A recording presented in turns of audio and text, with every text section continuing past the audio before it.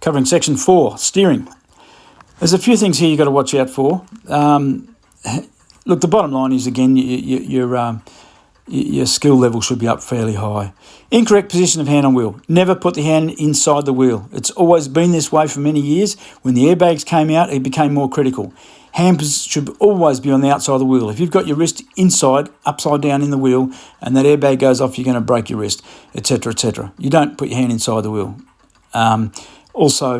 Don't cross hands if you can help it. Try and use push-pull. Obviously, in a low-speed, low-driving position, crossing hands is all right, but push-pull steering, not little shuffle steers either. Big movements. Your left hand lives on the left-hand side of the wheel. The right hand lives on the right-hand side. They meet each other top and bottom. Simple as that. You're going to get truckies that think they're pretty special with one hand and they can spin the wheel. Well, obviously, the modern power steering, etc., they can get away with it. They do. I understand that. But doing a driving test, you've got to do it properly. Unnecessary steering with one hand, that's the subject that brings up, actually. Don't sit there scratching your nads with one hand on the wheel and one hand somewhere else. Try and keep both hands on the wheel at most of the time. You obviously got to change gears, so that's something else. Or adjust controls, that's fair enough. Arm or elbow out of the window. Well, that means you're a really big man and you want to show your new tattoos off to some poor Sheila out there. You don't need to stick your arm out the window. You're not friggin' tough. You got your fag in your mouth too. You're a big man. No, you don't need to stick your arm or elbow out the window. And as I mentioned before in the last video that I did that didn't quite work out, I've known 3 people over 40-odd years that don't have a right arm, and it's not been shark attacks, I'm telling you that. They've rolled their car and they've had their arm out the window. And one of them had to walk a long way too, and he only nearly died. Both hands off the steering wheel. Well, obviously, when you get to the lights, you're doing a driving test, you go, the lights are red, and I'll stop, and I'll pull the hands off the wheel.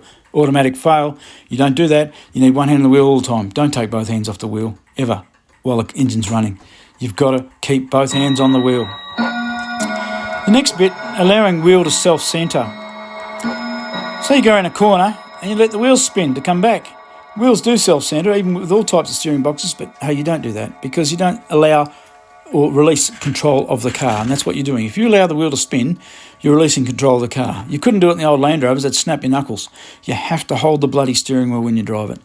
Yes, it's easy to let it self-centre and slide, but don't. Keep holding it. When you get your licence and you want to get away with it and you think you're pretty cool letting the wheel spin, well that's okay. I can't stop that, but you don't do it when you're going for a driving test, and you don't do it when you learn to drive. Don't allow the wheel to self-centre. Keep both hands on the wheel at all times, unless you're having a scratch or changing gears or indicating. That's obvious, but you stick your fingers out to indicate. You don't use your whole hand.